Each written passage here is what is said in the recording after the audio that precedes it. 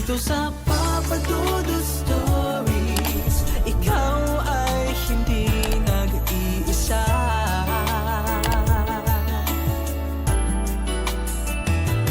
Dito sa Papa Dudut Stories, may nagmamahal sa'yo. Papa Dudut Stories. Papa Dudut Papa Dudut. Sa lahat po ng mga nakatutok ngayon, huwag pong kalimutan mag-like, mag-share at mag-subscribe. Maraming salamat po sa inyong lahat.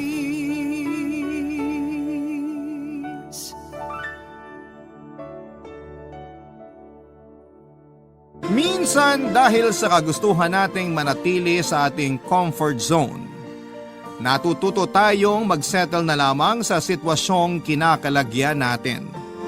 Napipilitan tayong tanggapin na lamang kung sino ang nandyan, kahit na hindi naman siya ang nararapat sa ating puso. Ikaw kabarangay, titiisin mo ba ang pagmamahal na hindi sapat pero nakasanayan mo na?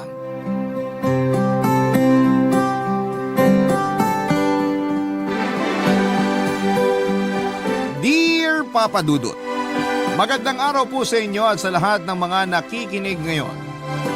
Daily routine ko na po ang mag-tune in sa Barangay Love Stories at nakakatuwa lang na ako naman ang magiging bida sa kwentong itatampok ninyo sakaling mapili po ninyo ang kwento ko. Ako po si Nikki, 29 years old at nagtatrabaho noon bilang Executive Virtual Assistant sa Mandaluyong. Meron akong boyfriend na itago na lang natin sa pangalang Aldrix. 30 years old po siya noong mangyari ang bahaging ito ng buhay ko. Nagtatrabaho siya bilang isang call center agent at nagkakilala po kami noong kasama ko pa siya sa BPO industry. Dahil dati rin po akong call center agent bago ako napasok sa mundo ng virtual assistant. Sa totoo lang, Papa Dudut, ay wala namang masyadong dating sa akin si Aldrix noong una kaming nagkakilala. Hanggang sa niligawan niya ako at sinuyod ang halos 4 na buwan. Hindi na ako nakatiis kaya bumigay na ako at sinagot ko na rin siya. Doon na nagsimula ang love story naming dalawa, Papa Dudut. Masaya naman ang relasyon namin ni Aldrix pero habang tumatagal ay may napapansin akong ugali niya na medyo naging problema para sa akin. Napaka low effort niyang boyfriend, Papa Dudut. Madalas din niyang nakakalimutan ang mga mahalagang okasyon gaya ng anniversary namin at birthday ko. Madalas akong magtampo noon sa kanya pero sa katagalan ay nasanay na lang din ako at tinanggap ko nang ganon talaga na klase ng partner ang napili ko.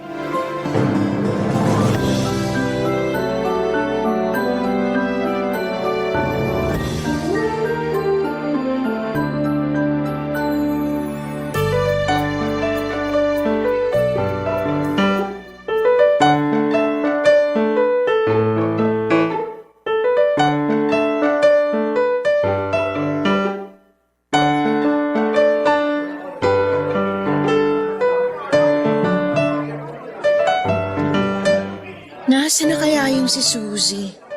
Lumalamig na tong kape ko pero wala pa rin ah. Sis!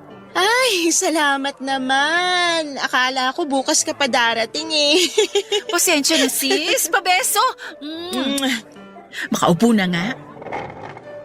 Pinaliguan ko pa kasi yung inaanak mo bago ko iniwan sa lola niya. Alam mo naman, pag may bagets na, ang hirap ng lumabas ng bahay. Di bale, carry lang naman basta ikaw. Bakit ba kasi bigla ka nalang nag-ayang lumabas ngayon? Alam mo naman na kapag ako yung kasama mo, kailangan mo ako sabihan 3 to 5 business days bago yung mismong araw ng lakad. OA naman ng 3 to 5 business days. Kasi, ang tagal na kaya natin di nagkita. Mga 2 buwan na rin yata. Di ba pwedeng na-miss lang kita, kaya bigla ako nag-aya? Oo na, na-miss din naman kita. So ano, kumusta ka na ba? Anong balita? Wala, ganun pa rin naman eh. Uy, bakit pa tayo nagkita? Sana nag-text-text na lang tayo, di ba? So, ito na nga. Yan! naman. Dapat ganyan. Actually, anniversary namin ni Aldrix ngayon eh.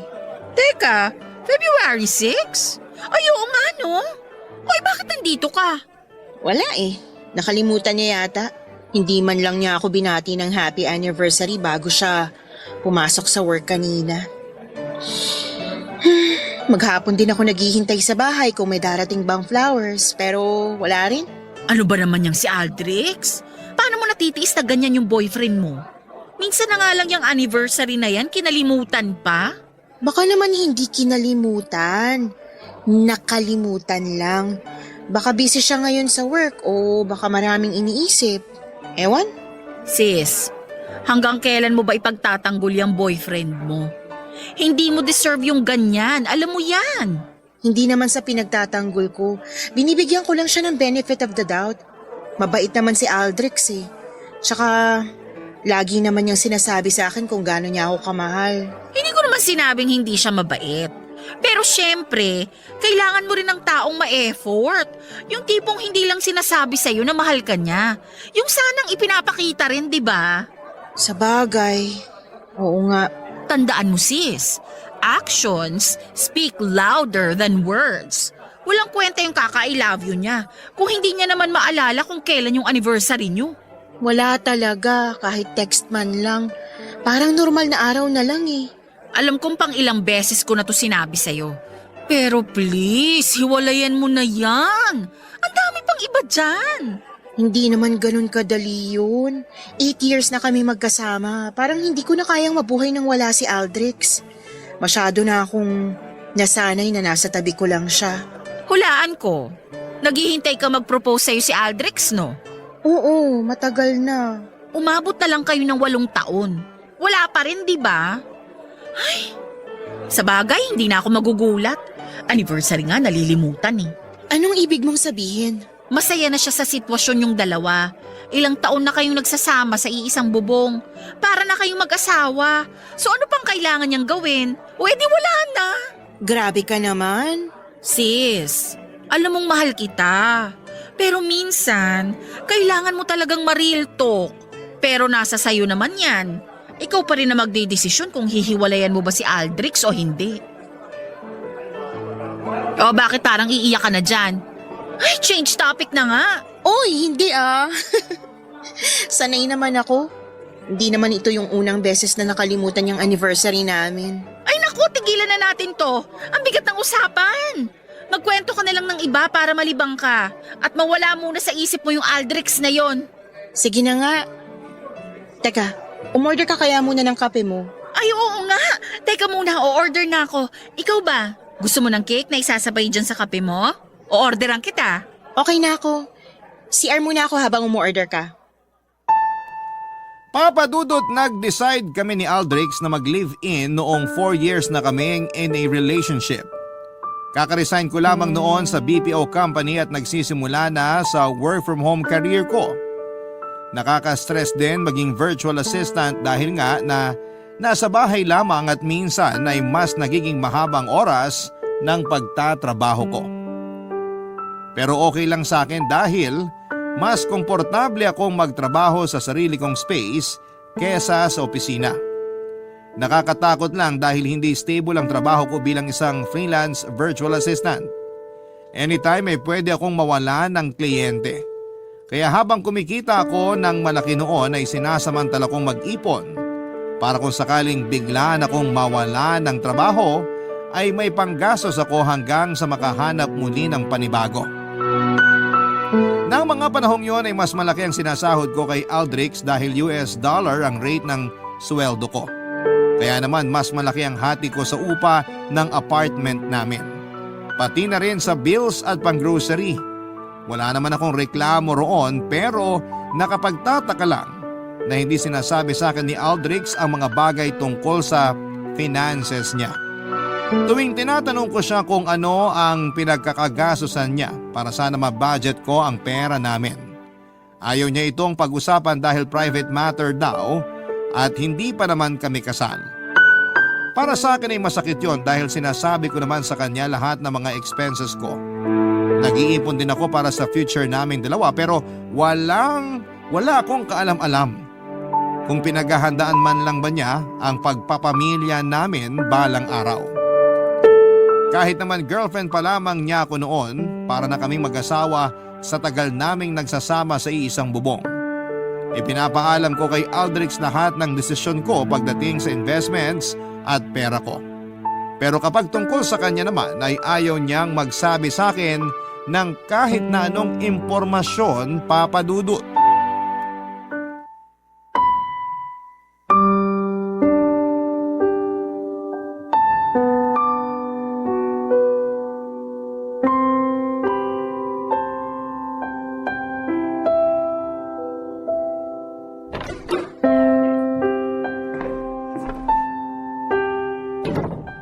Happy anniversary!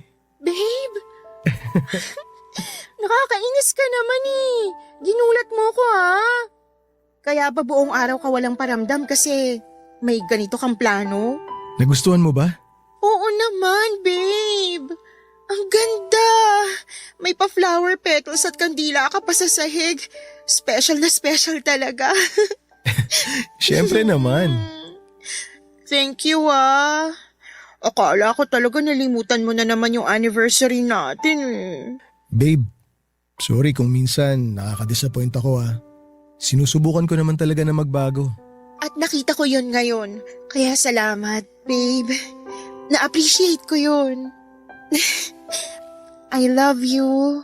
I love you too. Kain na tayo? Natutunaw na yung kandila mo. Ay, oo nga. Upo ka na. Saan ka nga pala galing kanina, babe? Sa mall, naglakad-lakad lang. Tsaka doon sa coffee shop na paborito naming tambayan ni Suzy. Kasama mo si Suzy? Oo. Nakwento ko pa nga sa kanya na ang sama ng loob ko kasi nalimutan mo na naman yung anniversary natin. Ano sabi niya? Wala naman. Natawa lang. Sinadya ko talaga yon na huwag kang pansinin kanina. Alam ko na maiinis ka eh. Yan, diyan ka magaling. Alam na alam mo talaga kung paano ako bubusitin, no? Aminin mo, effective. Oo naman. Nga pala, kumusta sa trabaho mo? Actually, nakalive ako ngayon. Ha? Para maasikaso mo to? Oo. Baliw ka talaga. Pag uwi ko kanina, susurpresahin sana kita kaso wala ka naman.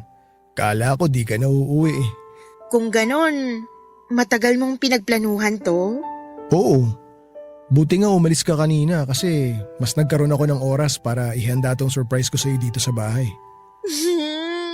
Thank you talaga, babe. Ito na siguro yung best anniversary surprise mo sa akin ever. Special sa akin tong araw na to. Pinaghandaan ko talaga kasi may sasabihin sana ako sa'yo. Ano yun?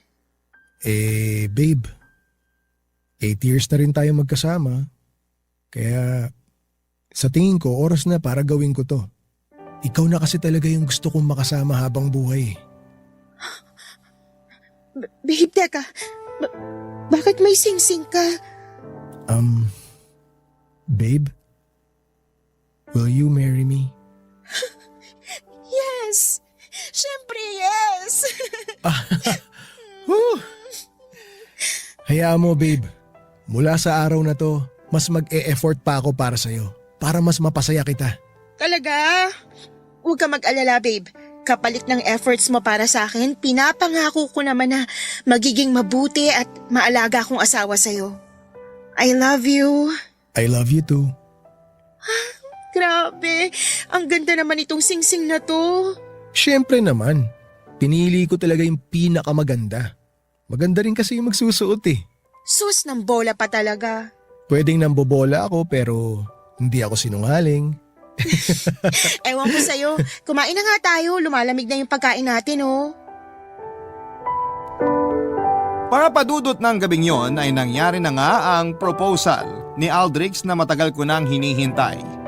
Sobrang saya ng puso ko noon dahil sa wakas ay narinig ko na rin mula sa mga labi ni Aldrich ang matagal ko nang hinihintay na sabihin niya na ako ang gusto niyang pakasalan at makasama sa panghabang buhay. Siguro dahil sa bugso ng damdamin, inisip ko noon na yun na ang umpisa ng pagbabago ni Aldrich. Baka nga na-realize na niya ang mga pagkukulang niya sa akin. Hindi talaga masurpresang tao si Aldrich, kaya yung ginawa niyang yon noong anniversary namin na nagpatunay na talagang sinusubukan na niyang bumawi. Mula noong mag-propose sa akin si Aldrich, araw-araw nang laman ng isipan ko ang pagpapakasal sa kanya. Siyempre bilang babae ay meron akong dream wedding na gusto kong matupad. Hindi ko alam kung paano ko sasabihin kay Aldrich yon dahil lagi niyang iniiwasan ang usapin tungkol sa pera. Kaya naman nagpasya na lamang ako na mag-ipon ng sarili kong pera na gagamitin sa pangarap kong kasal. Barangay Love Stories. Barangay Love Stories. Papa Dudut, dahil nga gusto kong makaipon ng pera para sa wedding namin ni Aldrich, ay kumuha ako ng dagdag na kliyente. Ang kagandahan din sa freelancing ay pwede mong pagsabay-sabayin ang trabaho basta kaya mo at may oras ka pa. Dahil sa multiple clients ko at iba pang mga side hustle, umabot na ng 6 digits ang kinikita ko noon kada buwan. Kaso nga lang, gaya ng pagdoble ng sahod ko, dumoble din ang stress ko sa trabaho, Papa Dudut. Hindi rin talaga madaling makisama sa boss lalo na kapag ibang lahi. Madalas kaming mag-away ni Aldrich ng mga panahong yon. Dahil lagi akong wala sa mood, dala na rin ng pagod. Tiniis ko na lamang na pinakikiusapan din si Aldrich na intindihin ako dahil pansamantala lang naman ang lahat ng yon at bibitawan ko rin ng extra client ko kapag natapos na ang kasal namin. Malaki ang pinagbago ni Aldrich mula noong nag-propose siya sa akin, Papa Dudut. Unti-unti kong nakikita noon na nagiging ma-effort na siya, hindi gaya ng dati. Okay na sana ang lahat pero isang araw ay dumating ang credit card statement ni Aldrich sa bahay namin, Papa Dudut.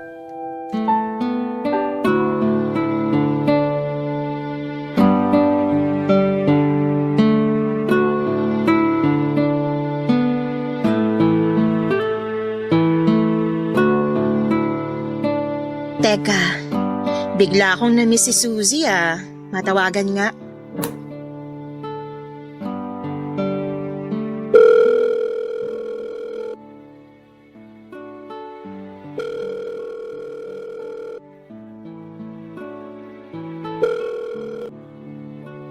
Hello sis, napatawag ka. Oo nga eh, na-miss kasi kita bigla. Kumusta na? Ayos naman, ikaw ba? Lagi pa rin ba kayo nag-aaway ni Aldrich? Hindi na. Kapag nagkakainitan kami ng ulo, humihingi na lang ako ng pasensya. Grabe lang talaga ang pagod ko nitong mga nakaraang araw. True! Nagulat nga ako na napatawag ka ngayon eh. 2:00 pa lang ng hapon no? Hindi ba ganitong oras yung tulog mo? Oo. Nagliligpit lang ako dito sa bahay. Matutulog na rin ako maya-maya. Ganun ba? Ibababa ko na pala tong tawag para makapagpahinga ka na. Teka sandali, may tatanong ako sa'yo. Ano yun? May dumating kasing rider kanina. Dineliver yung ano... Yung ano? Yung, ano bang tawag dito? Yung credit card statement ni Aldrich. Wala siya ngayon sa bahay kaya ako na muna yung tumanggap. Itatanong mo ba sa akin kung dapat mong buksan? Oo, kilalang kilala mo talaga ako, no? Sis naman, alam mo naman ang sagot ko dyan. Siyempre, oo! Iba yung pakiramdam ko eh. Kinakabahan ako. Tsaka baka mamaya magalit siya sa akin kapag nalaman niyang binuksan ko tong credit card statement niya. Bakit ba parang takot na takot ka dyan kay Aldrich?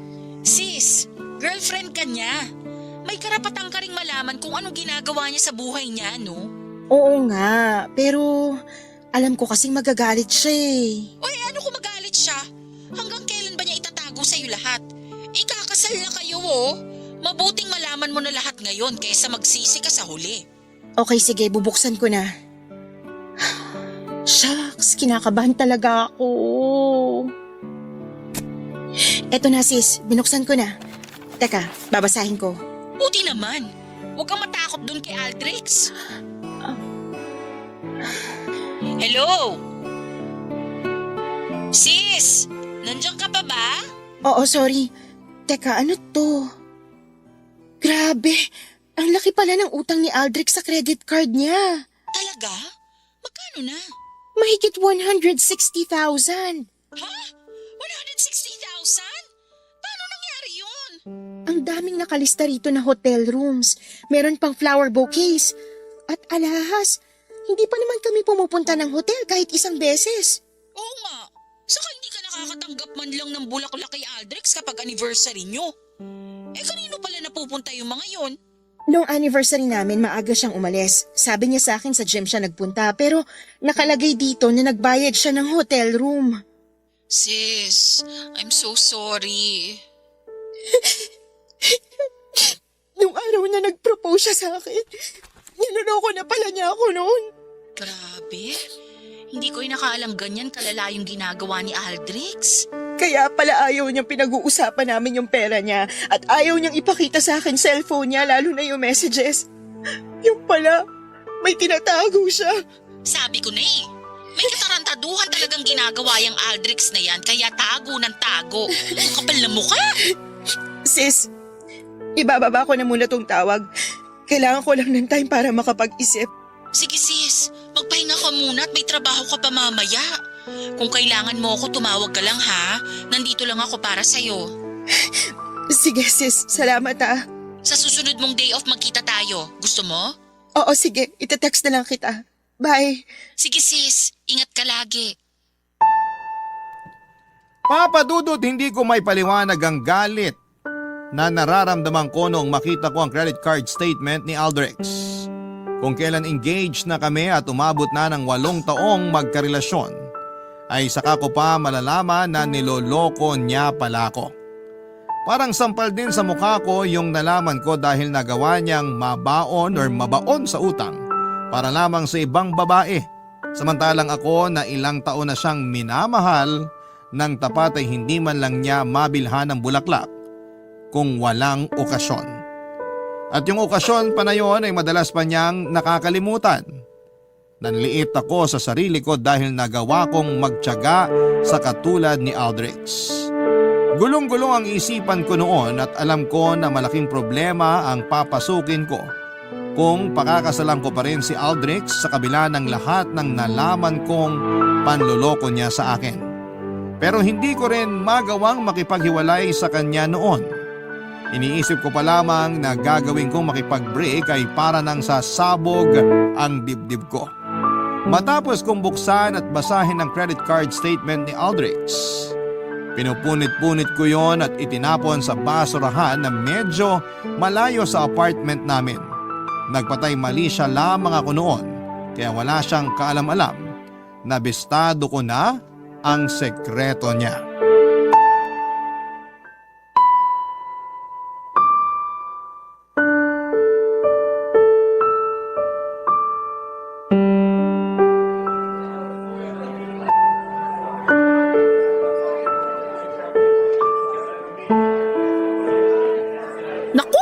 Talagang magpapakita sa akin yung hayop na Aldrich na yon.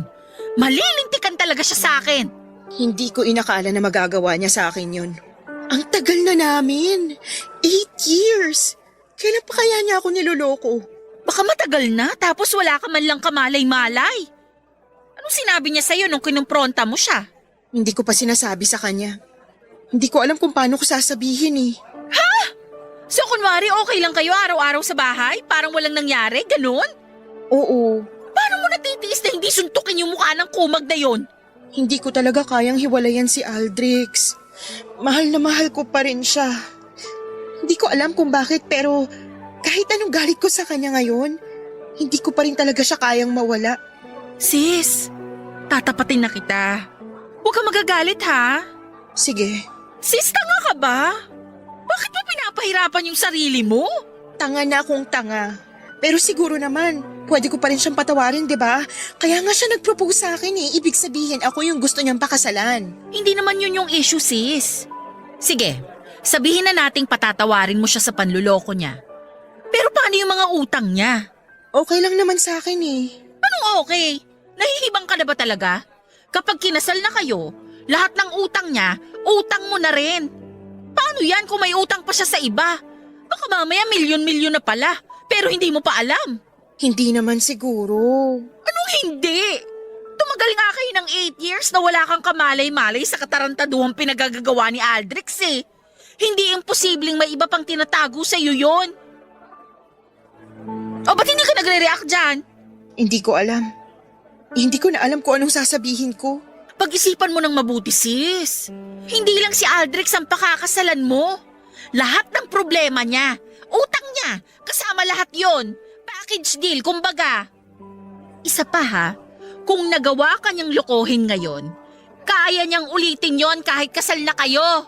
Alam ko naman yun. O tignan mo ako. Inanakan na nga't lahat.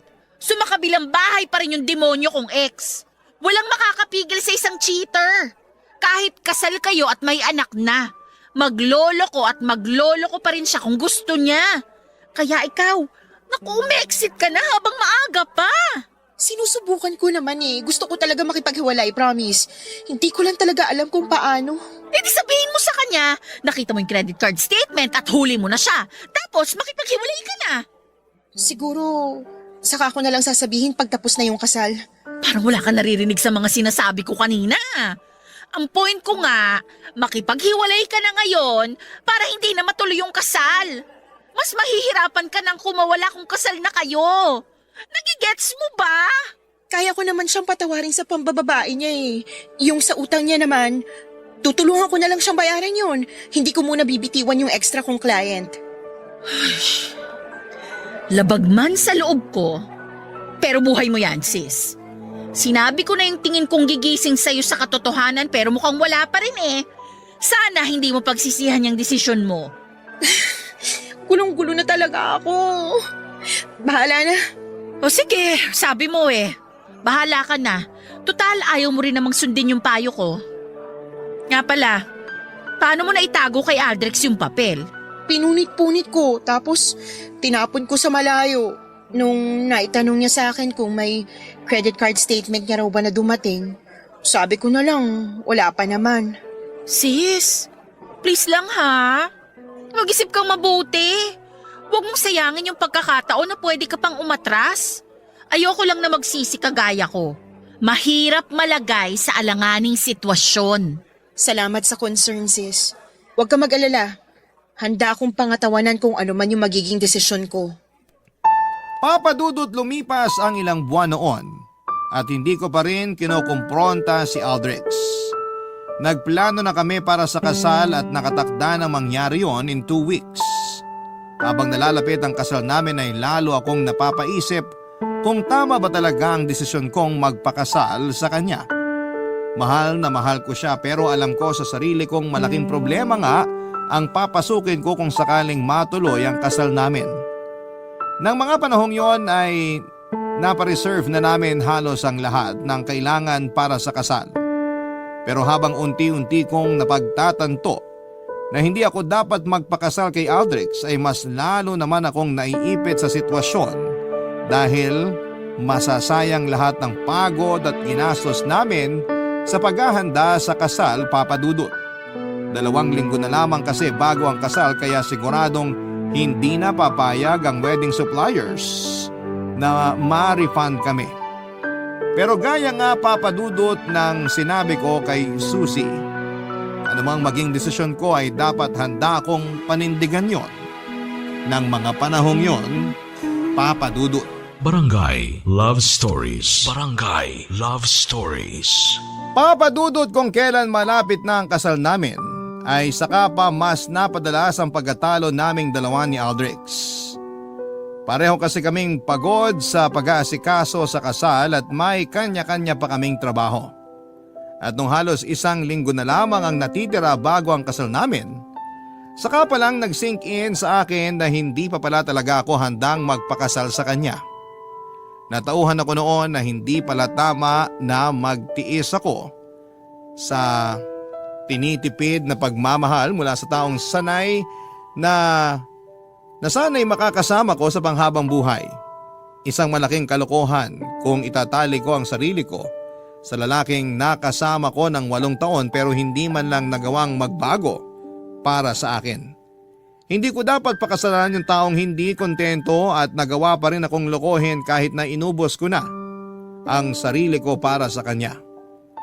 Na-realize ko rin, Papa Dudut, na kahit gaano ko pa kamahal, si Aldrich ay hindi niya deserve na maging tatay ng mga magiging anak ko. Naduwag lang talaga akong tapatin si Aldrich noon dahil natatakot akong mamuhay ng mag-isa. Alam ko naman na kaya kong mabuhay nang wala siya, pero nasanay na ako sa kung ano yung komportable para sa akin. Pero buo na ang loob ko noon na iwanan na si Aldrich. Kailangan ko na lang ng dahilan at pagkakataon para kumalas na sa kanya, kaya sinubukan ko siyang kausapin ng masinsinan, Papa Dudut.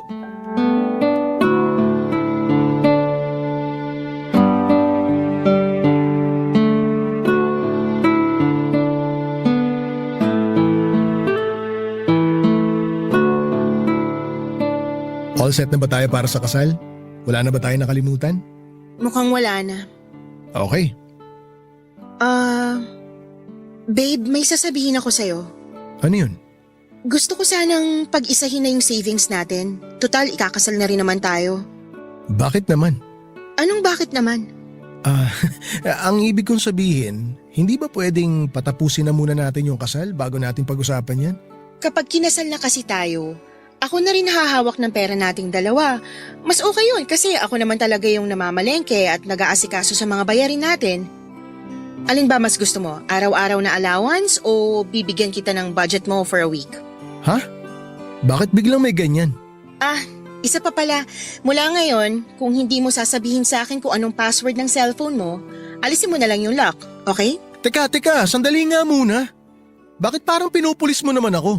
Ano bang gusto mong mangyari? Bakit umaangal ka? Akin na yung cellphone mo. Ayoko! Akin na sabi! Akin na yan! Teka lang! Nikki, akin na yung phone ko. Anong password nito? Hindi ko kailangan sabihin sa'yo. Anong password nito? Bakit ko ibibigay? Personal kong gamit yan eh. Bigyan mo naman ako ng kahit na konting privacy lang. Gagawin mo pa akong tanga? Alam kong pinaglololoko mo ko, Aldrich. Kaya buksan mo tong phone mo bago ko pabasagin sa pagmumukha mo. Ayoko sabi! Ayaw mo Uy! Bakit mo binato sa sahig? Ayaw mo nun? Sa sahig ko binato kaysa sa mukha mo? Wala kang karapatang sirain yung gamit ko. Hindi ikaw ang bumili niyan. Kung ayaw mo rin naman ipakita sa akin yung laman yan, di sirain ko na lang.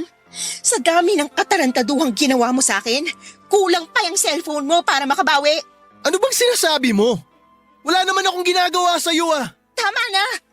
Matagal ko nang alam. Nakita ko yung credit card statement mo, kaya magsabi ka na ng totoo. Kailan mo ba ako niloloko? 4 years na. 4 years? Tapos hindi ko man lang nalaman. Babe, pakinggan mo muna ako please. Wala na akong iba ngayon. Ikaw lang talaga yung mahal ko. I'm sorry. Minahal mo ba talaga ako, Aldrich? Oo naman. Kaya nga eto, ikakasal na tayo. Di ba? Mahal mo ba talaga ako? O nandito ka lang kasi ako lang yung nagtiyaga sa'yo? Nikki, hindi naman sa ganun. Sabihin mo na lang yung totoo! Nikki, I'm sorry. Alam mo kung ano yung masakit? Hindi ka man lang nagdadalawang isip na gumastos para sa ibang babae. Pero pag para sa akin, tipid na tipid ka. Gusto mo atang ipurol muna ako bago mo ako mabilhan ng bulaklak eh. Binibigyan naman kita ng bulaklak ah. Hindi yun yung point ko! Babe, wag na nating pagtalunan to. Oo, sige, inaamin ko na. Nagkamali ako sa'yo. Kaya ko namang magbago eh. Patawarin mo na ako. Hindi na to mauulit. Please. Hindi na talaga ito mauulit kasi hindi ko nahahayaan. O teka, bakit hinuhubad mo yung engagement ring mo? Babe, teka lang. Pag-usapan muna natin to. Hindi na! Maghiwalay na lang tayo.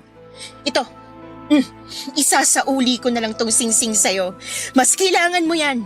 Ibenta mo para makabayad ka ng utang. Babe, please. Wag mong gawin to. Magbabago ako. Promise. Meron kang 8 taon para magbago.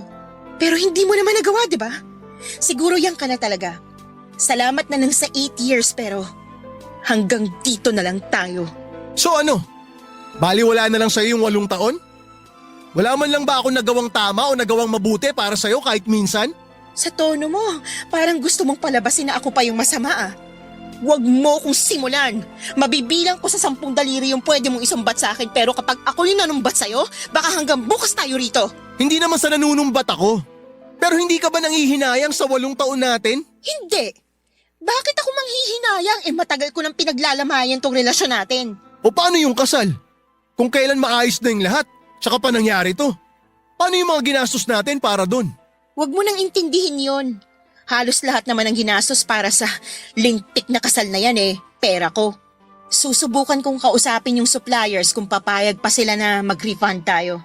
Ibabalik ko sa'yo kung magkano yung naiambag mo. Nikki, I'm sorry. Sana mapatawad mo ako. Hindi ko na kailangang gawin yon. Wala na akong nararamdamang kahit ano sa'yo. Kahit galit. Kasi para sa akin, parang hangin ka na. Papadudot na cancel ang nakatakda naming kasal at umalis na rin si Aldrich sa apartment. 1 linggo lang matapos naming maghiwalay noon. Sa totoo lang ay parang gumuho ang mundo ko noong maghiwalay kami pero at the same time ay may nawala ring bigat sa puso ko. Nakahinga na po ako ng maluwag, Papadudot. Kinausap ko ang mga wedding supplier namin para mag-refund. Pumayag naman sa full refund ang iba habang yung iba naman ay partial refund na lamang. Binatawan ko na rin noon yung extra kong client para makapagpahinga. Nilaan ko na lamang ang oras ko sa pagsisimula ng isang small clothing store bilang negosyo. Ginamit kong puhunan sa negosyo kong yon ang mga nakuha kong refund sa wedding suppliers. Sinubukan kong bumangon ng paunti-unti at mahirap talaga sa umpisa. Pero para sa akin ay yon ang tamang desisyon na gawin at sa pagkakataong ito ay sarili ko naman ang pinili ko, Papadudot.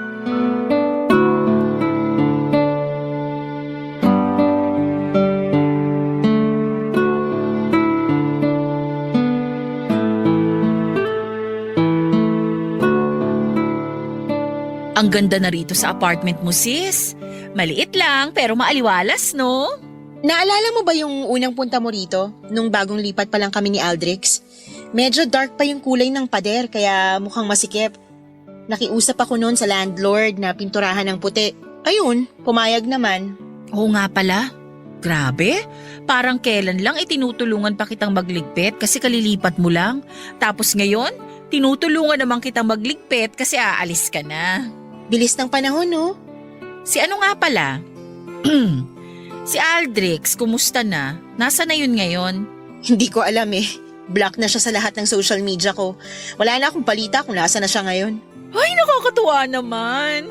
Bakit? Wala lang. Doon kasi kapag pinag-uusapan natin si Aldrich, busangot lagi yung mukha mo. Lagi kasing problema yung topic natin. Oo nga Akalain mo yon? Muntik pa akong ikasal sa kanya. Ngayon, hiwalay na kami at may kanya-kanya ng buhay. Masaya akong nakuha mo yung lakas ng loob na gawin yung tama para sa'yo. I'm proud of you, sis! Napagod na lang kasi ako sa kanya. Sa ilang taon na magkarelasyon kami, puro siya yung iniintindi ko Ngayon ko lang pinili yung sarili ko. At ang sarap pala ng feeling! Tsaka, natakot lang ako na mag-isa kaya nagtiis ako kay Aldrich kahit alam ko na sa sarili ko na hindi na ako masaya sa kanya. Naloka ako sa'yo? Akala ko talaga itutuloy mo yung pagpapakasal mo dun sa hayop na yon. Kung nagkataong natuloy yon tapos kinuha mo akong bridesmaid, naku!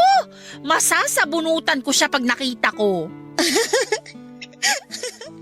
Kung natuloy yung kasal namin, ihanda mo na yung gamot mo sa acid reflux kasi siguradong linggo-linggo tayong nasa coffee shop para pag-usapan lahat ng problema naming dalawa. Parang ang tagal na nung huli akong naging ganito kasaya. Buti na lang ginawa ko yung tamang desisyon. Wala akong pinagsisisihan. Oo nga I'm so happy for you talaga. Gusto ko lang ding mag-sorry sa'yo. Sana pala noon pa lang pinakinggan ko na lahat ng payo mo sa akin. Sus, wala yun. Naiintindihan naman kita. Mahirap talaga kapag binubulag ka ng pagmamahal. Hindi mo nakikita yung mga red flag ng isang tao. Bakit ba hindi ko nakita yung kay Aldrich? Sa dami ng red flags niya, ni isa wala man lang ako napansin nun. Basta ang mahalaga wala na kayo ngayon. Malaya ka na. So, kumusta naman ang buhay single? Ayos naman, medyo nakaka-pressure lang. Lahat ng mga kabatch ko'y kinakasal na o bumubuo na ng pamilya. Ako, eto, magsisimula pa lang ulit. Ay naku, wag kang mainggit. Yung iba dyan nakapag-asawa nga, katulad naman ni Aldrich ang napangasawa. Baka sila pa yung naiinggit ngayon sa kalagayan mo. Kasi wala kang partner na sakit sa ulo. Oo nga, maswerte pa rin ako. Huwag mong isipin na napag-iiwanan ka. Hindi naman karera ang buhay eh. Lahat tayo may kanya-kanyang season. Alam mo ikaw, kaedad lang naman kita pero kung mag-advise ka, para kang sinanay. Siyempre sis, alam mo naman ang dami ko na ring pinagdaanan sa buhay.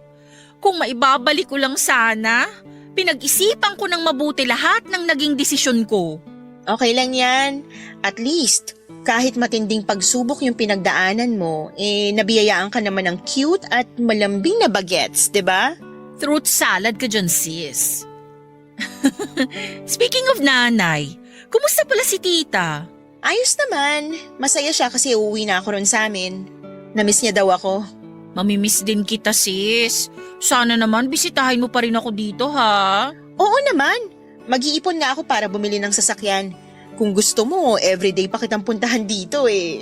Nakakainis naman. Mamimiss talaga kita girl. Sis, wag OA. Lapit lang ng Pampanga eh. Kahit na, mamimiss pa rin kita lagi.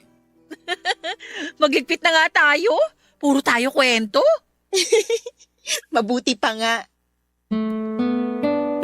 Papadudot matapos kong umalis sa apartment na inuupahan ko noon ay umuwi muna ako sa mama ko sa Pampanga. Sinusulit kong bumawi sa kanya para sa mga panahong hindi ko siya nakasama. Nag-boom din noon ang negosyo kong clothing store na sinimulan ko lang naman para sana malibang. Nabawi ko na ngayon yung lugi ko sa mga nagastos ko sa kasal namin ni Aldrich na hindi naman natuloy. Nakakuha na rin ako ng sarili kong property sa isang subdivision. Under construction po sa kasalukuyan ang pinapagawa kong bahay. Regalo ko yon sa sarili ko at reward para sa lahat ng paghihirap ko sa trabaho. Marami akong natutunan sa mga pinagdaanan ko. Sabihin man ng iba na napag-iiwanan na ako dahil magti-30 na't wala pa ring sariling pamilya, masasabi ko naman na ginawa ko ang tamang desisyon para sa sarili ko. Proud ako na hindi ako nagkamali para lang makasabay sa iba. Lahat naman kasi tayo ay may kanya-kanyang buhay kaya walang nauna at wala ring nahuhuli. Aaminin ko naisip kong ituloy noon ang kasal kahit na alam kong niloloko ako ni Aldrich dahil po sa pressure. Inisip ko magsettle na lamang dahil baka wala na akong makilalang iba kung maghihiwalay kami. Pero mas okay na sigurong maging matandang dalaga kesa habang buhay na magtiis sa maling tao. Sa ngayon papadudot ay ine-enjoy ko na ang pagiging single at sinusubukan kong gawin lahat ng mga bagay na hindi ko pa nagagawa sa tanang buhay ko. Nagta-travel din po ako ngayon kapag may pagkakataon. Madalas sa local destinations at minsan naman ay international. Sinusulit kong magpakadalaga sa ngayon para kung dumating man ang panahon na makilala ko na kung sino ang pakakasalan ko ay masasabi ko na nagawa ko na ang lahat ng kailangan kong gawin bago ko bumuo ng sarili kong pamilya. Papadudot maraming salamat sa Barangay LS sa pagbabahagi ng aking kwento sa inyong programa na Barangay Love Stories. Kung may nakikinig man ngayon na nasa kapareho ng sitwasyon ko, gusto ko lang sabihin na lagi ninyong piliin kung ano ang makakabuti para sa inyo. Yung tiyak na tama at hindi ninyo pagsisisihang desisyon sa buhay. Ang buhay ay mahiwaga, laging may lungkot at saya. Sa Papadudot Stories, laging may karamay ka.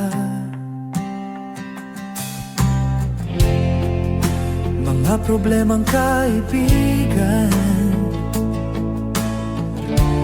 Dito ay pakikinggan ka sa Papa Dudut Stories, kami ay iyong kasama. Dito sa Papa Dudut Stories, ikaw ay hindi nag-iisa.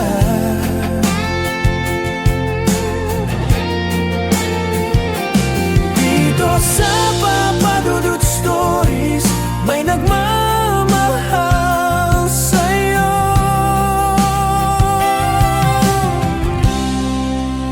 Papa Dudut Stories, Papa Dudut Stories, Papa Dudut Stories.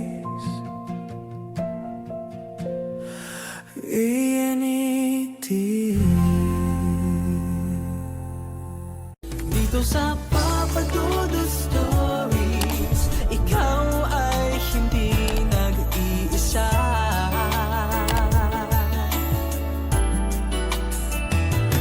Dito sa Papa Dudut Stories, may nagmamahal sa'yo.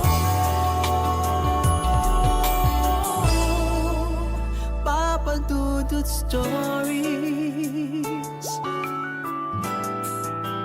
Papa Dudut Papa Dudut. Sa lahat po ng mga nakatutok ngayon, huwag pong kalimutan mag-like, mag-share at mag-subscribe. Maraming salamat po sa inyong lahat.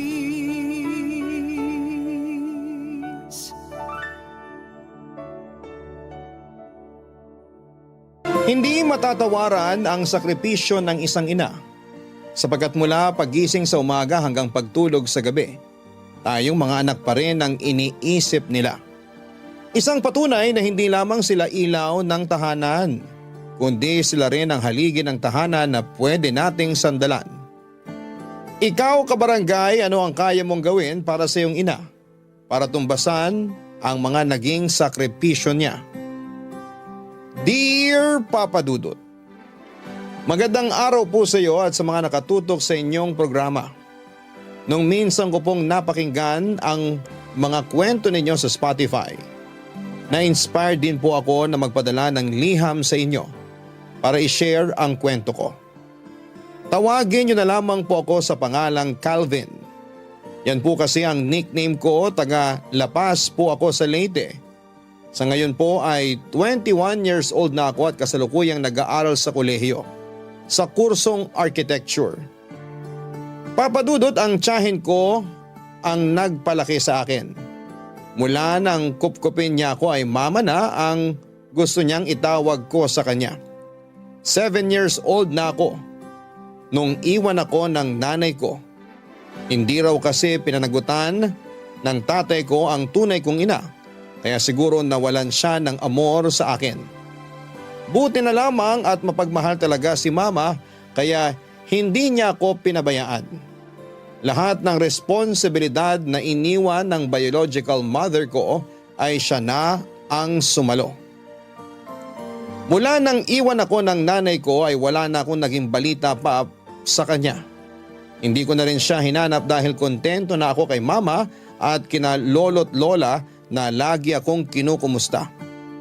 Kahit nasa ibang bansa na sila ay hindi nila ako nakakalimutan, Papa Dudut. Sobra kong hinangaan si mama. Kasi 18 years old pa lamang siya noong kupkupin niya ako. Nag-aaral pa siya noon at nagpa-part-time job pero hindi niya ako nagawang pabayaan. Noong nag-aaral pa siya ay kasama pa namin sa bahay sina lolo at lola. Pero nang makatapos siya ng pag-aaral, natuloy na sa pagmamigrate sina lolo at lola kasama ang iba pang kapatid ni mama. Si mama naman ay ayos na raw siya dito sa Pilipinas, kaya hindi na siya sumama pa. Sa tagal na naming magkasama ni mama ay naging malapit talaga kami sa isa't isa, Papa Dudut. Kapag magkausap kami, para lang kaming magtropa. Mas gusto nga po niya na parang kaibigan lang yung turing ko sa kanya.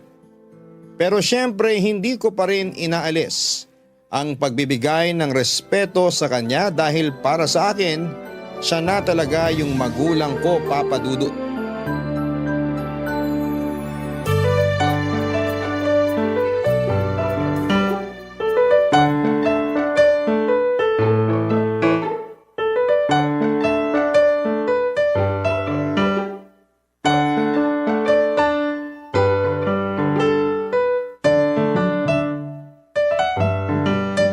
Nak, di ka ba naboboard dyan sa pinapanood mo?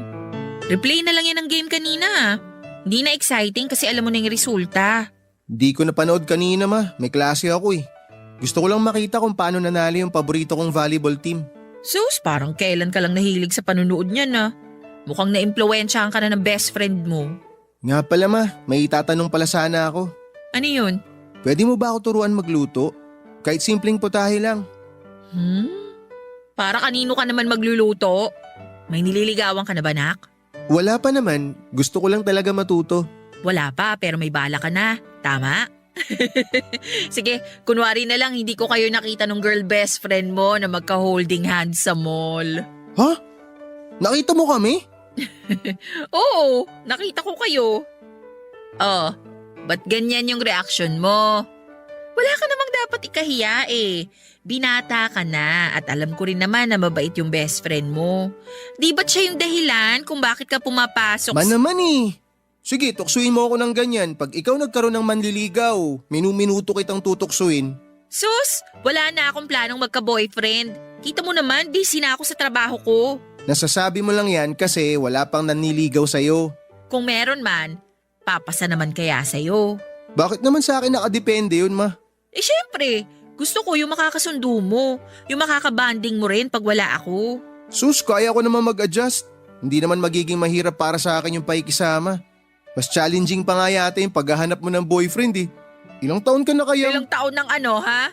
Subukan mong ituloy ang sinasabi mo, wala kang baon bukas. Ay si mama na personal na. Wala namang ganyanan. Takot ka pala eh. Uy nga pala, kumusta na yung pag-aaral mo? Malapit na midterms nyo ah.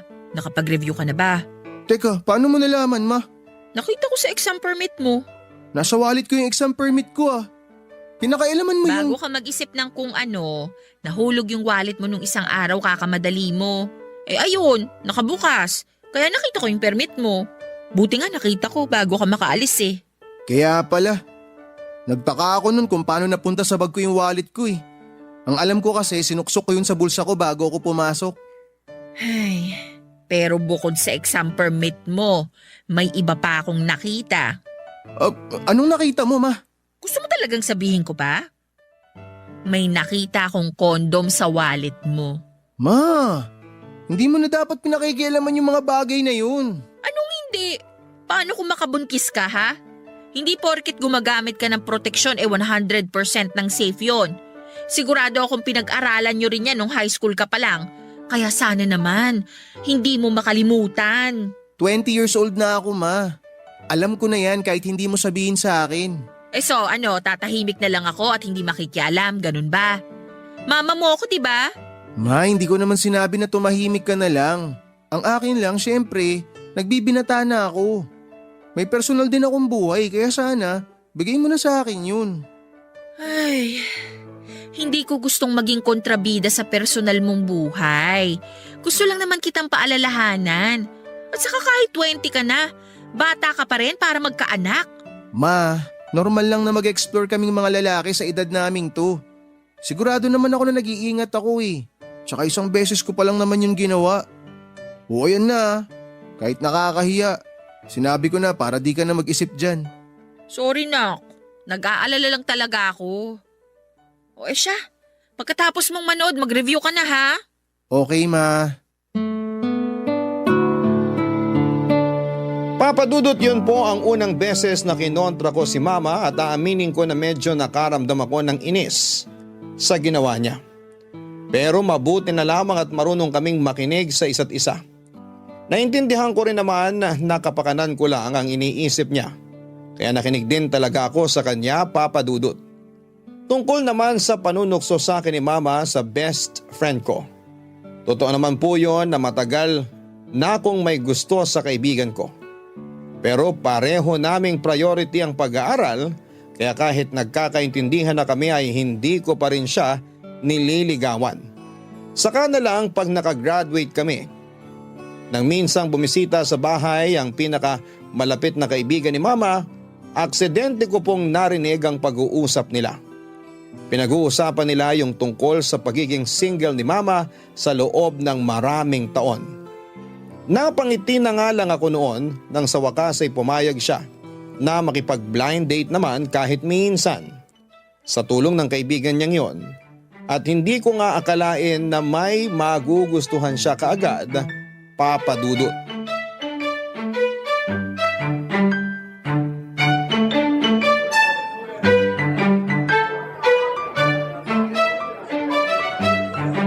Ma, isang oras lang lunch break namin. Kailangan ko rin makabalik sa school. 10 minutes bago yung klase ko. Ayos lang yun, Nak. May gusto lang kasi akong ipakilala sa'yo. Hi, ako nga pala si Nick. Ikaw si Calvin, di ba? Ako nga po. Kaibigan po ba kayo ni Mama? Anak, maliligaw ko siya. Ha? Agad-agad, Ma? Makariya ka naman dyan. Naliligaw pa nga lang, di ba? Pero yung pagkagulat mo parang kami na, ha? Nakakatuwa naman kayo mag-ina. Kung di ko siguro alam na anak mo si Calvin, mapagkakamalan ko talaga kayo magtropa. Sa bagay, mas okay naman yung ganyan kayo ka-close kaysa sa mag-inang hindi nagkakasundo sa mga bagay-bagay. Kailan naman kayo nagkakilala ni Mama? Last week lang. Alam mo, Nak, ilan din yung nakadate ko bago ko nakilala si Nick. Yung una, okay naman. Kaso nung nalaman niya na may anak na ako, ayun, nagpaalam na magsi-CR tapos hindi na bumalik. Natakot yata sa responsibilidad. Ekis na agad yun, Ma. Dapat yung kaya kang panindigan. Paano kung kayo naman yung magkaanak, di ba? Kaya nga hindi na rin ako nanghihinayang. Saka sabi ko naman sa'yo, di ba? Gusto ko yung makakasundo mo talaga. Kung chick boy tapos walang sense of responsibility, wag na lang, Ma. Di ka kayang alagaan ng ganong klaseng lalaki. Huwag ka mag-alala, Calvin. Hindi ako kagaya ng mga nabanggit ng mama mo. Aalagaan ko siya hanggat kaya ko. Ikaw talaga? Teka lang, hindi naman porket gusto ka ni Mama gusto na rin kita. Nak! Chill ka lang, Ma. May mga gusto lang ako itanong sa kanya. Ayos lang naman kung magtatanong ka sa akin. Good. Ma, wag ka muna sisingit, ha. Usapang pogi muna to. Okay, Nak. Ilang taong ka na? 32. Matanda lang ako ng… Alam ko, mas matanda ka lang ng 1 taon kay Mama. Wala ka pa ba naging asawa? O kaya naanakan? Wala pa. Binata pa talaga ako. Hindi ko kasi noon priority yung pagkakaroon ng girlfriend. Ganun yata talaga pag breadwinner ng pamilya. Pero ngayon, syempre medyo nagkakaedad na. Wala na sa kalendaryo yung edad kaya sinet ako ng pinsan ko sa isang blind date. Hindi na ako tumanggi pa. Buti na lang, mama mo kagad yung nakilala ko. Ano naman nagustuhan mo sa mama ko? Ang totoo niyan, unang kita ko pa lang sa kanya, gusto ko na kagad siya. Kahit hindi pa siya nagsasalita. Ang gaan ng aura niya eh. Tingin ko talaga noon, magkakasundo kami. Kung ganun, kailan kayo magpapakasal? Ha? Oo, inyong dalawa. Siyempre biro lang yun. Nanliligaw ka pa lang naman sa mama ko, di ba? Oo. Saka kaya ko naman maghintay kahit gaano pa katagal bago ako sagutin ng mama mo. Sige, pasado ka na. Ha? Pasado ako saan? Naku, ganyan talaga yung anak ko. Dapat pumasa ka rin muna sa kanya. Talaga? Naku, buti na lang pala. Pero sa tingin ko, magkakasundo naman kaming dalawa. Tama ba ako, Calvin? Depende. Kaya wag ka munang kampante. Alagaan mo si mama at lagi mo siyang irespeto. Kapag sinaktan mo siya, ako makakalaban mo. Anak, parang sobra naman yata yun. Basta magagawin ko po yun. Para saan pa't naging anak niyo ako? Hayaan mo na, Via. Ganyan din naman ako sa mga kapatid kong babae, kaya naiintindihan ko siya. Salamat ha. Sige ma, kailangan ko na umalis. Doon na ako sa school maghihintay para di ako malate sa susunod na klase ko. Teka, Nak, hindi ka pa kumakain. Busog na ako sa mga ngiti mo, ma. Masaya ako para sa'yo. O paano? Maiwan ko na kayong dalawa, ha? Papadudot kahit nagulat ako na may nagustuhan na kaagad si Mama sa mga naka-blind date niya, ay napangiti naman ako dahil unang tingin pa lang ay alam ko ng matinong lalaki yung magiging boyfriend niya kung sakali. Ganon kasi talaga tulad kay Nick yung gusto ko para sa kanya. Marespeto, marunong makisama, at breadwinner pa ng pamilya. Kaya alam kong kaya niyang panindigan si Mama. Ilang buwan lang matapos ipakilala sa akin ni Mama si Nick ay sinagot na rin niya ito. Hindi na ako nagulat dahil kitang-kita ko naman noon kung gaano nila kagusto ang isa't isa. Isa pa ay doon din naman ang punta ng panliligaw ni Nick, lalo na't maayos naman ang pakikisama nito sa amin since day one. Tuwing pumupunta si Nick sa bahay ay hindi na kailangan pang magluto ni Mama. Siguro ay isa yon sa mga nagustuhan niya sa boyfriend niya. Magaling kasi itong magluto, sa pagkakaalam ko kasi ay chef sa isang Chinese restaurant si Nick. Kaya naman kuhang-kuha niya talaga si Mama. Pero sa katagalan, napag-isip-isip ko na kapag nakabuo na ng sariling pamilya si Mama ay baka bigla na lamang akong mabaliwala. Madalas kasing nangyayari yon sa ibang kagaya ko na hindi naman tunay na anak. Alam ko rin na posible nga mangyari yon sa akin. Pagdating ng panahon, hindi rin naman ako yung pipiliin. Hindi ako yung magiging mas matimbang. Kaya noong nalaman ko na balak na nilang magkaanak dahil alanganin na ang edad ni Mama, nagbago yung pakikitungo ko sa kanya, Papa Dudut. Barangay Love Stories. Barangay Love Stories. Papa Dudut, dahil sa iniisip ko ay naapektuhan nito ang relasyon naming mag-ina. Hindi na ako sumasabay sa kanya sa pagkain at lagi na akong nagpapalipas ng oras sa kwarto ko at nagpapanggap na nagre-review. Para hindi niya ako pilitin na sumabay sa kanya. Ako na rin ang nag-aasikaso ng mga gamit ko dahil alam ko na darating din yung araw na hindi na siya ang gagawa noon. Lalo na kapag may anak na sila ni Nick. Pero sa pag-iwas ko kay Mama ay mas lalo naman silang napalapit ni Nick sa isa't isa. Sila na yung madalas na sabay kumakain, nanonood ng TV at naririnig ko pa silang nagkwekwentuhan. Hindi na ako kinakatok ni Mama sa kwarto gaya ng dati kapag nagpapalipas ako ng gutom. Hindi na rin niya ako dinadalhan ng merienda habang nagre-review ako. Ang dami nang nagbago mula noong maging sila ni Nick, Papa Dudut. Pakiramdam ko pa noon, Papa Dudut, ay nagkaroon ako ng kaagaw kay Mama. Parang nagkaroon ako ng kahati sa pagmamahal niya. Kaya naman sa halip na umuwi ako ng maaga ay tumatambay na lamang ako sa basketball court. At gabi na umuwi. Pinagsasabihan na nga po ako noon ng best friend ko na hindi ko dapat yon ginagawa sa mama ko. Pero kahit siya ay hindi ko na pinakikinggan.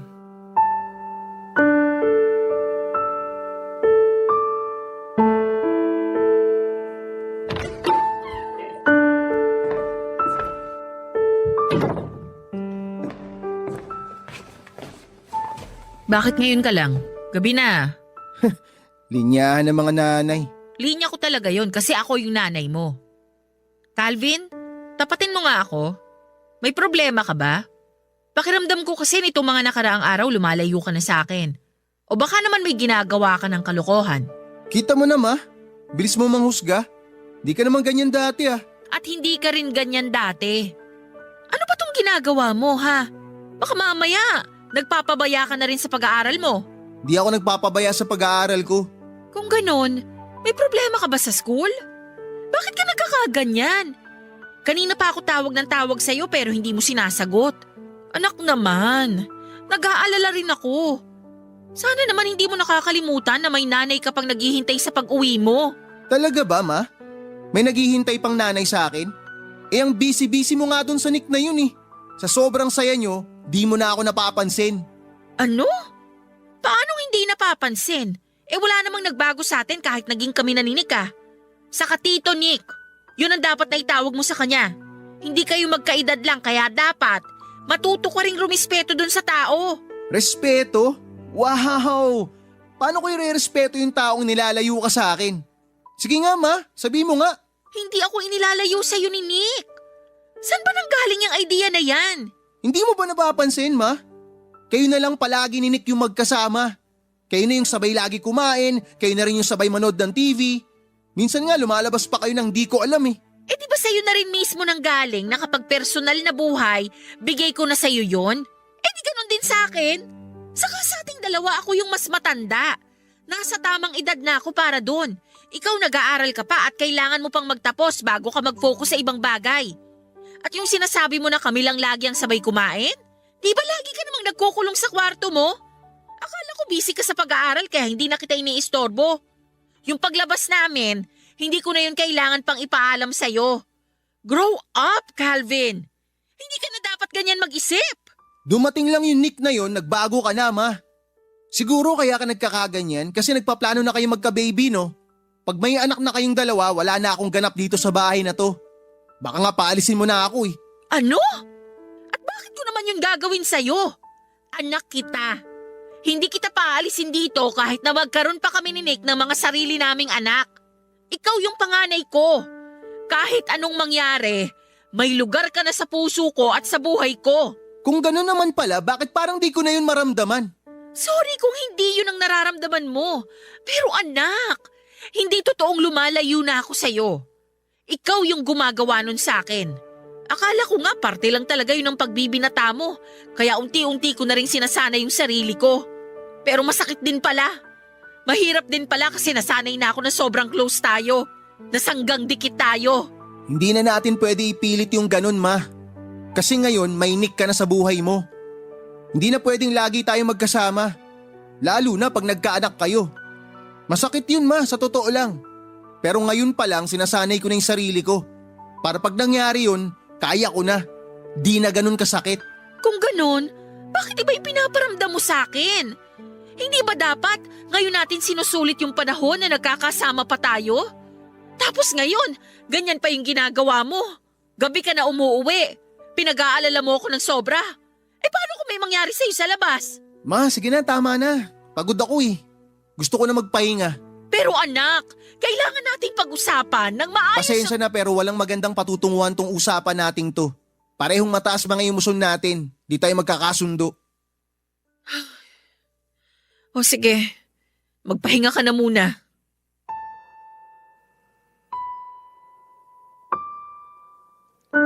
Papa Dudut, hindi ko akalain na mauuwi sa ganoon ang usapan namin ni Mama.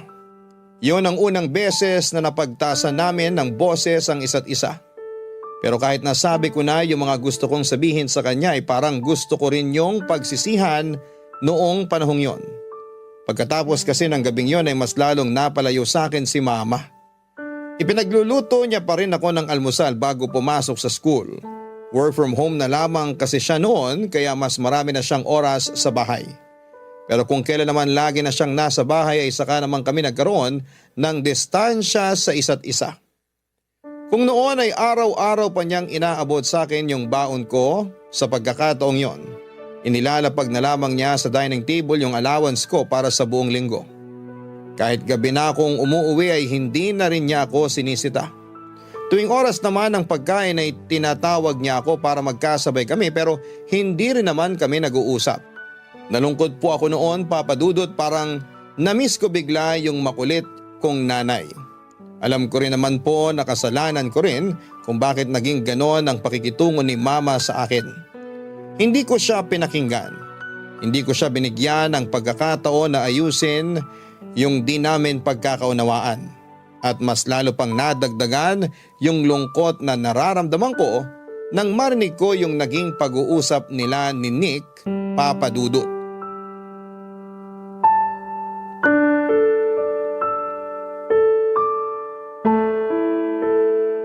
Han, ba't parang ang tahimik mo ngayon? Napagod lang sa trabaho. Anong oras ka uuwi? Maya-maya sana kaso, paano naman kita iiwan kung ganyan kakalungkot? May problema ba? Ay, si Calvin kasi. Pakiramdam ko, lumalayo na yung loob niya sa akin. Baka naman pakiramdam mo lang yun. Siyempre, binata na yung anak mo. Nadadagdagan yung mga kaibigan niya. Marami na rin siyang gustong gawin na siya lang mag-isa. May mga oras na mas gusto niyang kasama yung mga kaibigan niya. Kaya hindi mo na talaga maaasahan na magkakasama kayo lagi tuwing free time niyo. Hindi lang kasi yun ang problema.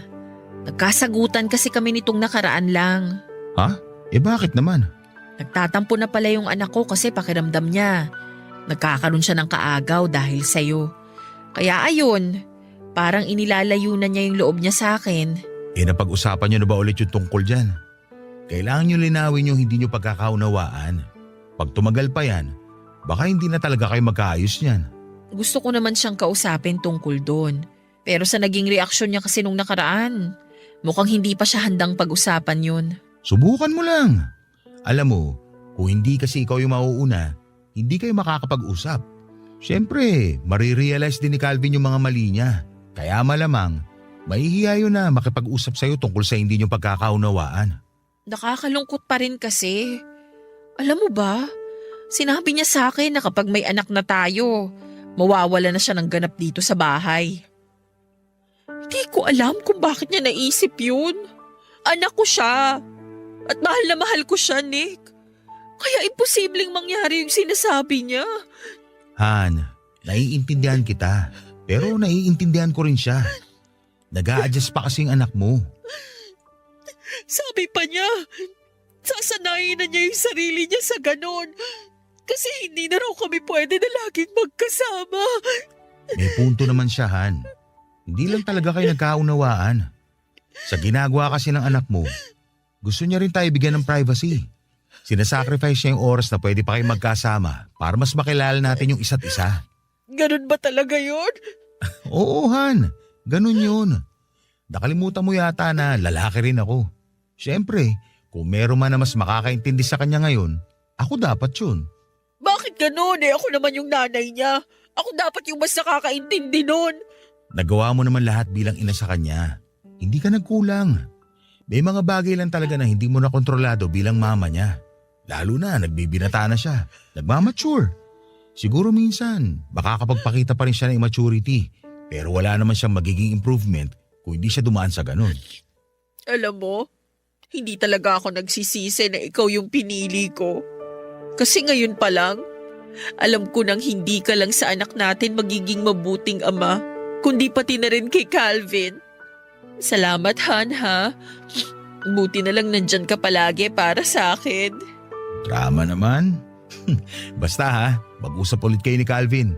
Kailangan niyo yun. Oo na. Kung magkasagutan man kami ulit, mas lalawakan ko na lang siguro yung pangunawa ko. Kung magkakasagutan kayo, pwede rin naman ako maging referee. Aabutan ko na lang kayo ng gloves, tapos doon nyo na lang ilabas mga hinanakit nyo sa isa't isa. Magboxing kayo, papawis lang ba? Loko ka talaga. Umuwi ka na nga. Ayoko, dito ako matutulog. Oy, hindi pwede. Bakit hindi pwede? Natatakot ka ba sa akin? O baka naman natatakot ka na hindi mo kayanin karisma ko kaya... Ang kapal mo talaga. Umuwi ka na. Papadudot matapos kong marinig yung pag-uusap nila ni Nick. Lalo akong nakonsensya sa ginawa kong pananagot kay mama. Kung tutuusin ay hindi naman naging sagabal sa samahan namin yung relasyon nila ni Nick. Akala ko kasi kagaya lang din ng ibang lalaki yung naging boyfriend niya. Yung tipong magaling lang sa simula. Yung mabait lang sa una para magpa-impress. Pero pag sinagot na ay doon na lalabas yung tunay na ugali. Pero iba si Nick, naramdaman ko talaga na pure yung intention niya para sa mama ko. Isa pa hindi rin po siya nagpatawag na tito. Mas gusto niya rin yung parang magkaibigan lamang kaming dalawa. Para hindi ako mailang sa kanya, kaya Nick pa rin ang tawag ko sa kanya kahit sila na ni mama. Matapos ang gabing yon, ako na mismo ang nag-isip ng paraan para makausap si mama. Gusto ko kasi noon na humingi ng tawad sa kanya. At para magawa ko yon ay hiningi ko rin ng tulong ng best friend ko. Nagtanong ako sa kanya kung anong pwede kong gawin para makabawi sa nanay ko.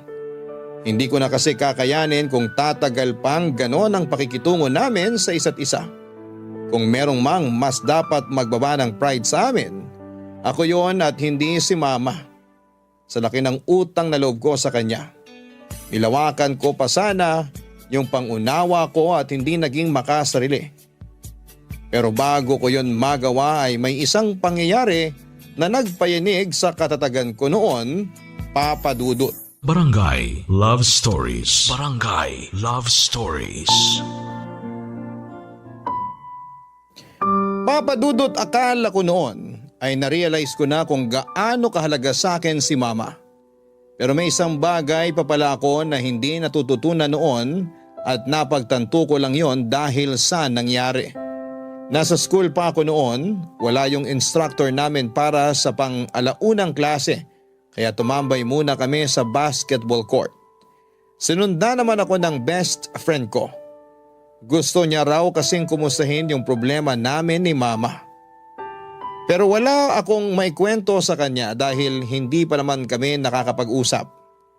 Habang nasa kalagitnaan kami ng pag-uusap ng best friend ko ay tumawag naman si Nick.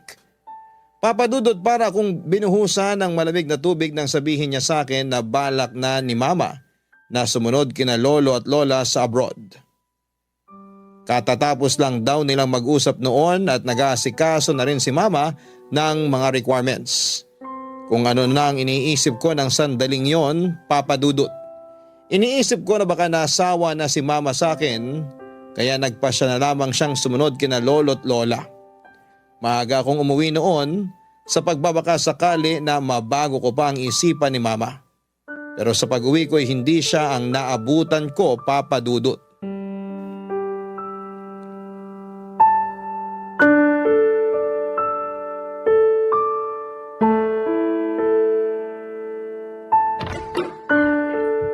Ma? Nandito ka ba sa bahay? Oh, nandito ka pala. Nasaan si mama? Umalis. Gusto ko nga sana samahan pero ayaw niya eh. Pero bakit ka nga nandito? Kalilipat ko lang ngayon dito, Calvin. Dito na ako titira. Ano? Kung susunod na si mama kina lolo at lola sa Canada, bakit patitirahin ka pa niya dito? Hindi naman basta-basta mag-migrate. Mahabang proseso yon. Pero habang nag-aasikaso pa kami, dito na rin muna ako para magkasama pa tayong tatlo. Iiwan niyo ako dito na mag-isa? Akala ko ba mahal ako ni mama? Hindi niyo man lang ako sinabihan na aalis na pala siya. Ang totoo niyan, hindi naman talaga aalis ang mama mo. Ano? Ibig mong sabihin, hindi talaga siya magmamigrate sa Canada? Eh sira ulo ka pala eh. Ibang klase rin yung trip mo eh, no? Nakakapikon. Kala ko ba mature ka na? Bakit parang teenager na Calvin pa rin yung nakikita ko sa'yo? Uto-uto. Gusto mo talaga ng away? Suntukan na lang tayo. Doon tayo sa labas. Pangatawanan mo yung yabang mo. Nakakalalaki ka ni. Chill. Masyado ka namang mainit. Hindi ako pumapatol sa bata. Hindi na ako bata. Sige, sabi mo eh. Kaso sa pananalita mo, sa pagiging utu-uto mo, para sa akin, bata ka pa rin. Ano ba talagang gusto mo mangyari? Yung sirain kami ng mama ko para masolo mo siya? Sirain kayo? Napaka-childish naman ng ideyang yon. Hindi ko ibababa yung sarili ko ng ganon para makasama ang mama mo. Magkakasama kami kasi gusto niya at hindi dahil minanipula ko siya. Yan yung dapat mong maintindihan.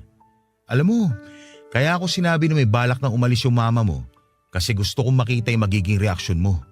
Akala ko kasi wala ka na talagang pakialam. Tagal na nung nagisagutan nyo pero hanggang ngayon, hindi pa rin kayo nag-uusap. Ano bang plano mo? May plano ako. Inunahan mo lang ako. Pakialamero ka kasi. Hindi ka nakakatuwa. Alam mo ba yun? Alam ko. At ganyan din man yung mararamdaman ko kung ako'y nasa sitwasyon mo. Pero gusto ko lang malaman mo na wala akong masamang intensyon sa ginawa ko. Sa nakikita ko, mabait ka naman. Pero may kulang pa sa'yo. At sino ka naman para pakinggan kita? Walang kulang sa akin. Epal ka lang. Tama ka naman. Wala akong karapatan na makialam. Pero kinausap ako ng mama mo at sinabi niya na kung pwede, kapag nagsama na kami, maging tatay ako sa'yo. Sinabi niya yun? Oo, kita mo na. Ikaw pa rin yung iniisip niya kahit magkakaanak na kaming dalawa. Buntis na siya pero hindi niya masabi sa'yo kasi baka hindi mo yun magustuhan. Akala ba niya magagalit ako sa kanya? Base sa huling pag-uusap niyo, oo. Alam mo, wala namang problema sa akin na maging malapit pa rin kayo ng anak ka niya kahit na anong mangyari. Hindi niya ako totoong anak. Tita ko siya. Pero siya na nagpalaki sa akin mula nung iniwan ako ng nanay ko. Alam ko. Sinabi niya sa'yo? Hindi. At hindi na rin niya kailangan sabihin. Sa edad niyo pa lang alam ko na. Pero hindi naman importante sa akin kung totoo kanyang anak o hindi. Kasi sa nakikita ko, mahal na mahal ka talaga niya. Doon pa lang, kuhang-kuha niya na ako eh. Kung nagawa niyang maging mabuting ina sa'yo, hindi ako matatakot na magtiwala sa kanya na kaya niya rin yung gawin sa magiging anak namin. Tiwala, di ba? Yun ang hindi mo na ibigay sa kanya. Yun nga yung dahilan kung bakit gusto ko siya makausap eh. Ang totoo niyan, may plano na talaga ako. Plano ko pa nga sana na sorpresahin siya. Pero hindi ko alam na magkakaanak na pala kayong dalawa. Sorry. Sorry talaga. Kay Via mo dapat sabihin yan. Mag-usap kayo. Bumawi ka sa kanya. Alam mo kasi, bihira na lang yung mga kagaya niya. Yung kahit hindi pa siya nagkakaanak talaga, sa puso niya, ganap na siyang ina. At dahil yun sa'yo.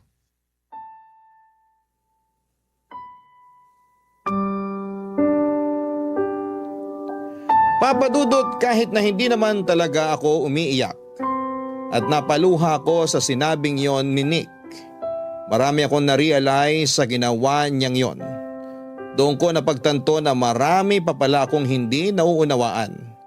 Sa dami ng sinakripisyo ni Mama para sa akin ay nagawa ko pang siyang saktan sa mga salitang binitawan ko nung huli kaming mag-usap. Pero sa kabilang banda, nabunutan ako ng tinik noong nalaman ko na hindi naman pala siya aalis. Hindi ko kasi alam kung kakayanin kong mapalayo sa kanya. Aminado naman po ako noon na hindi ko pa kayang tumayo sa sarili kong mga paa. Kaya parang nalusaw yung katatagan na meron ako sa ideyang iiwan na niya ako.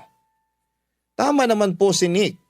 Dapat ko ring isipin kung ano yung magpapasaya kay Mama. Dapat ko ring matutunan na magtiwala na hindi niya ako iiwanan tulad ng ginawa ng biological mother ko. Siguro'y ganun lang po talaga kapag nakaranas ng iwan ng isang tao. Nandun na yung trauma, kaya kapag na-attach na sa isang tao ay mahirap nang makawala. Mahirap kapag nawala yung taong yon, kaya naman bago pa mahuli ang lahat, ginawa ko na yung dapat kong gawin para makabawi at magpasalamat man lang sa pinakamahalagang babae sa buhay ko, Papa Dudut.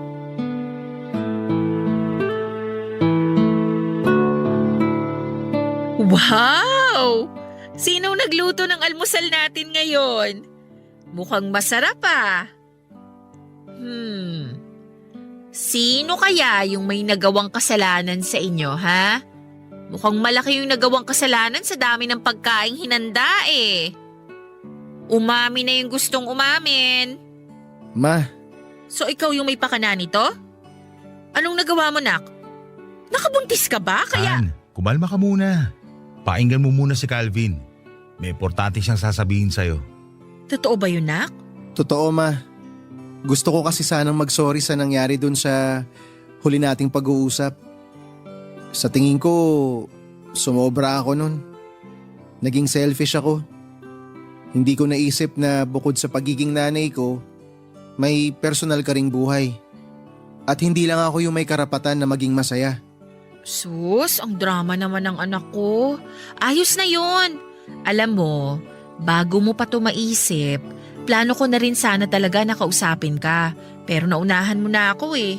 Kinausap ka rin ba ni Nick? Nak, hanggang ngayon ba naman, Nick pa rin ang itatawag mo sa kanya? Di magtatagal magiging asawa ko na siya. Kaya dapat tawagin mo na siyang tito. Hayaan mo na siya, Han.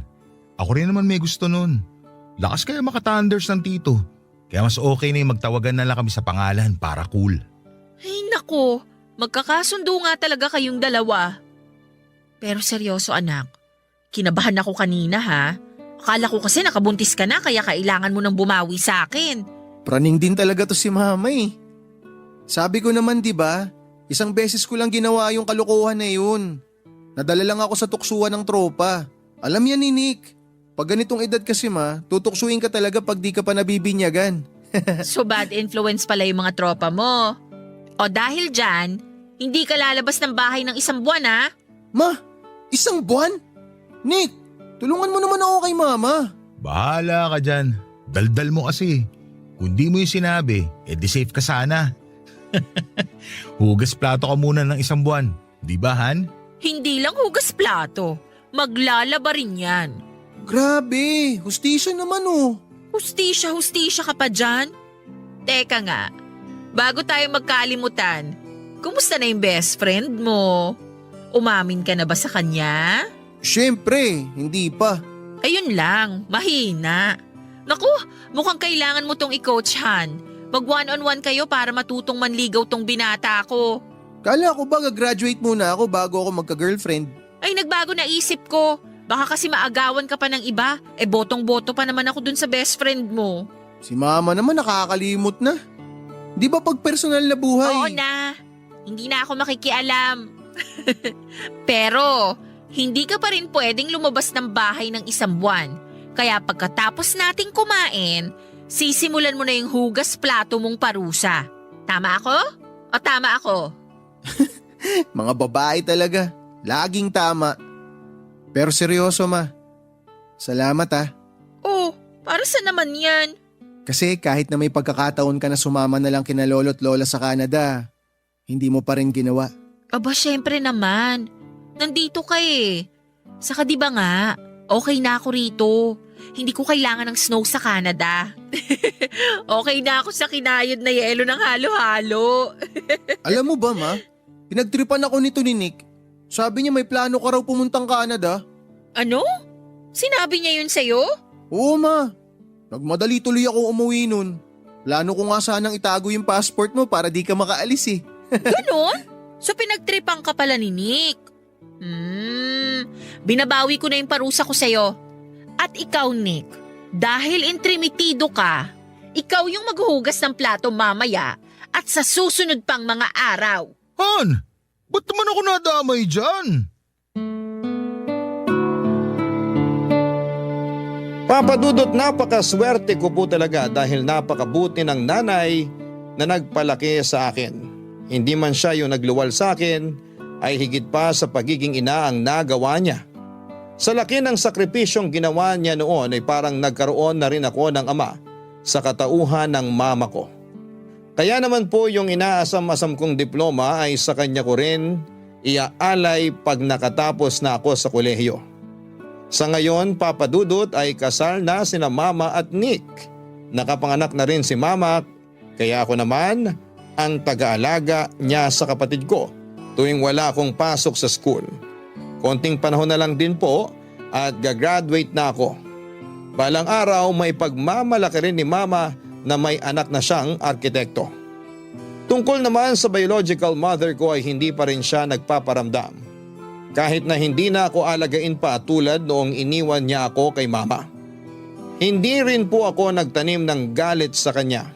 Pinatawad ko na lamang siya kahit na hindi niya yon hiningi sa akin. Basta kung nasaan man siya, sana'y masaya siya sa buhay na pinili niya.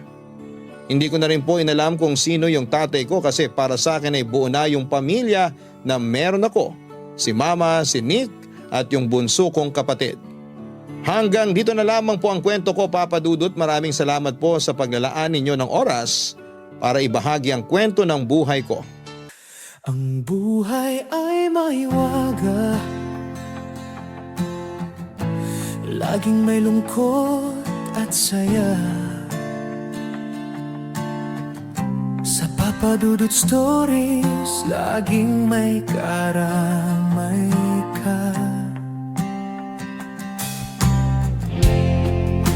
Mga problemang kaibigan,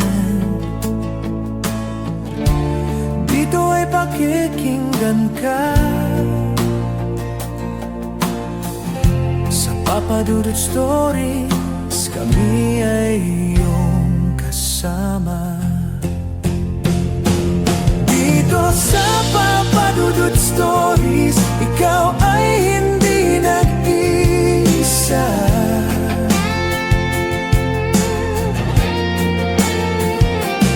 Dito sa Papa Dudut Stories, may nagmamahal sa'yo.